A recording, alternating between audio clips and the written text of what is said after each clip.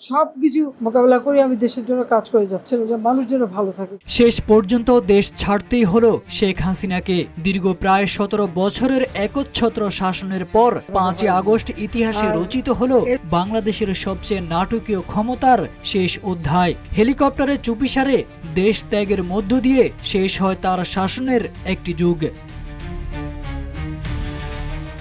গণমাধ্যম সূত্রে জানা যায় 5 আগস্ট সকালে প্রধানমন্ত্রী শেখ হাসিনা গণভবনে ডেকে পাঠান সেনাবাহিনী, নৌবাহিনী, বিমান বাহিনীর প্রধান এবং আইজিপিকে। রাগান্বিত কণ্ঠে তিনি বলেন, আন্দোলনকারীরা সেনা পুলিশের গাড়িতে উঠে লাল রং ছিটাচ্ছে, তোমরা কিছু করছো না কেন? RICL TMX, যুগের পর যুগ স্থাপনা থাকে মজবুত। তখন নিরাপত্তা বাহিনীর শীর্ষ কর্মকর্তারা স্পষ্ট জানান, পরিস্থিতি আর নিয়ন্ত্রণে রাখা সম্ভব নয়। শেখ হাসিনা তবুও অনড় ছিলেন। বল প্রয়োগে আন্দোলন দমন এবং আরও কঠোর কারফিউ জারির নির্দেশ দেন তিনি। কিন্তু মাঠের বাস্তবতা ছিল ভিন্ন। লাখো বিক্ষোভকারী ঢাকার দিকে অগ্রসর হচ্ছিল।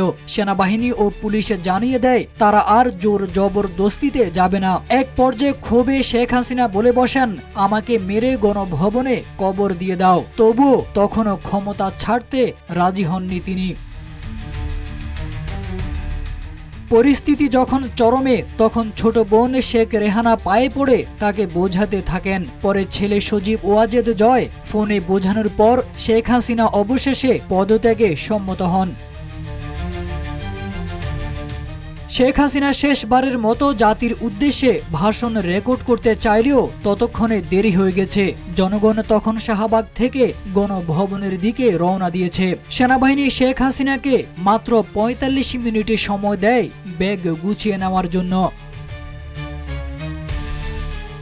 অবশেষে শেখ হাসিনা, শেখ রেহানা এবং তাদের ঘনিষ্ঠজনরা কয়েকটি ব্যাগ হাতে সেনাবাহিনীর একটি হেলিকপ্টারে তেজগাঁও বিমান ঘাঁটি থেকে গোপনে রওনা হন। হেলিকপ্টারটি ভারতের আগরতলা হয়ে পৌঁছে দিল্লির হিন্ডন এয়ারবেসে।